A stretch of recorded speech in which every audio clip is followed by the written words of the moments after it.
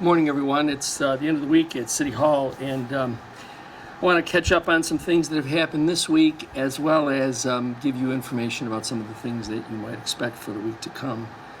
First and foremost, we continue to go through leaf collection throughout the city.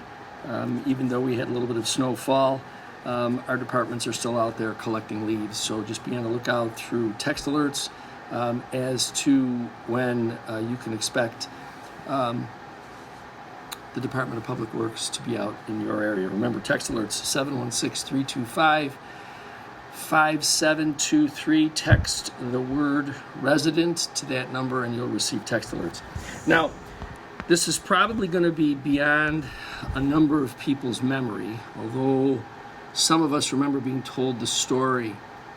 But I want to play something for you, and then I'll explain to you what it is. I'm bringing you an eyewitness account of what's happening on the Wilmuth Farm, Grover's Mill, New Jersey.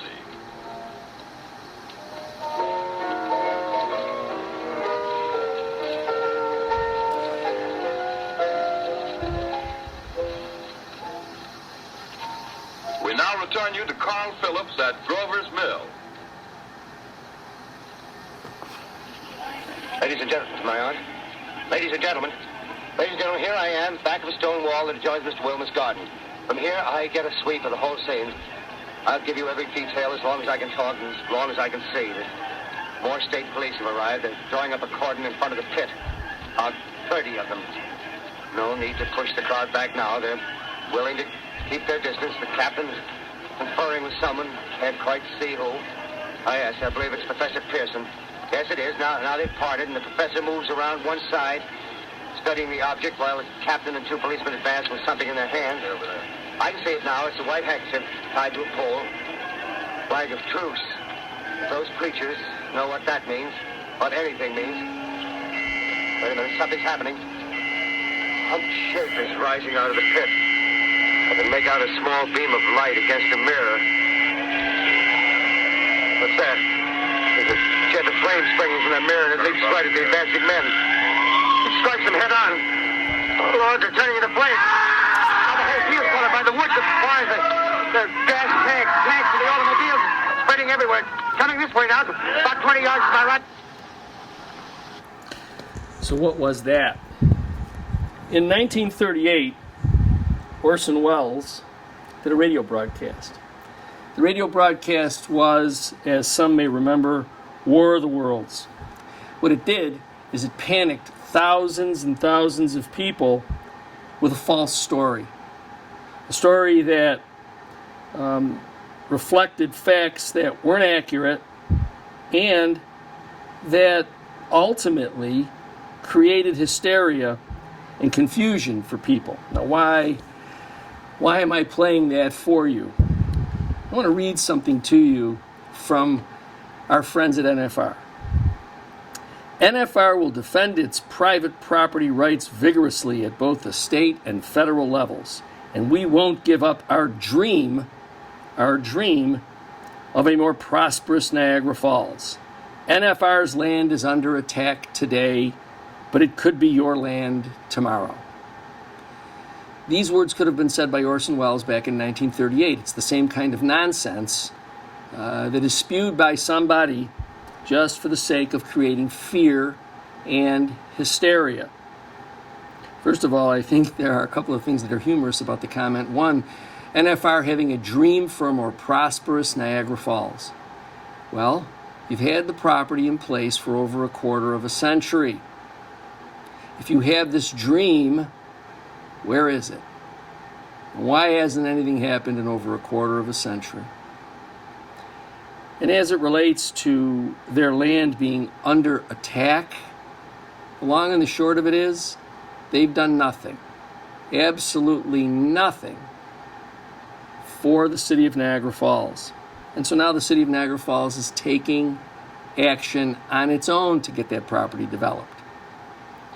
And so this idea that somehow the city is going to start attacking everyone's property is, again, something Orson Welles might have said in 1938 on that radio broadcast, where we start talking about things that are unreal, untrue, and just said to create panic and hysteria. Certainly, a property owner that has had property for over 25 years and done nothing needs to be brought to task. And so that's what the city is doing. So I share this all with you just so that, just like back in 1938, when they didn't have social media and there weren't all these other episodes of communication, or these opportunities rather for communication, they had radio. And even in radio, they were able to cause panic and hysteria. Let's not get caught up in the NFR nonsense. They spend more money on their nonsense than they do on real work. So we'll continue as we continue to be victorious, moving through their various layers of trying to see if they can change the course and bend our city to its knee again. So just be on the lookout for more of their confusing, hysterical nonsense, and know that we'll continue to press forward in the best interest of the city. Last night, the City Council delivered their amendments to the budget back to our office. And as you know, when we delivered the budget in the beginning of November, we presented a tax decrease to homeowners. We provided homeowners with a decrease in their property tax based upon some of the hard work that we have done throughout the last few years. So what did the council do? The council, as a matter of, I kind of didn't understand it, but they actually added $25,000 additional dollars into the budget, made what appear to be, erratic cuts to the budget, and still managed to increase the tax levy, which means that the property tax cut that we had proposed has been changed because of the additions that the council has added. And so there may in fact be a slight uptick in taxes, as well as even in the tax decrease. It might be less of a decrease than we had anticipated for property owners. Why did they add money to the budget? Well, rather than worry about taxpayers, they added money to the budget for their own benefit. What do I mean? Well, they wanted to make sure that they staffed up their office and made sure that they had more money to hire lawyers for their own. Because obviously the lawyers that are currently working for the city, they choose not to believe. So in their own self-interest, what they've done is they've increased taxes for everyone. Again, we'll take a good long look at what it is that they have proposed and take whatever appropriate action we can to once again help taxpayers get through this particular budget cycle. As I indicated earlier, winter's on us, and so I'm going to just ask everybody to please make sure that you remember your winter driving tips. Contrary to what some may think, Public Works and Parks trucks are out as soon as we get information about a potential for colder weather. They're out treating the roads. On those days when the weather is windy, if in fact the road has been treated with salt, begins to melt, the wind could very easily refreeze that road again. And so there's a portion of safety that's going to really rely on each and every one of us driving. Remember, drive slower. Understand that, again, in windy conditions, previously treated roads could refreeze. As you go to elevated roadways, please make sure that you realize that they could freeze more quickly than the regular road that you may be approaching from. On-ramps and off-ramps to elevated roadways are also subject to being frozen more quickly because of their elevation.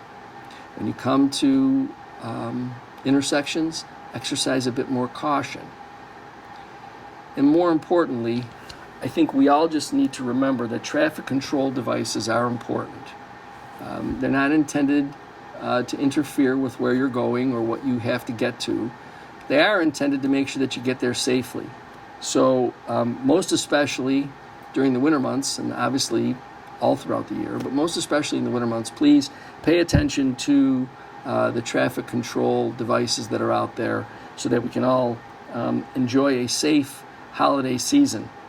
Yesterday we had the chance to be with our neighbors at the Seneca Niagara Casino to light the Seneca Niagara Christmas tree.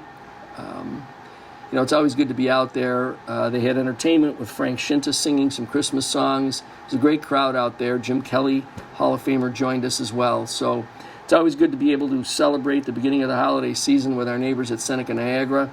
We obviously look forward to our continued relationship.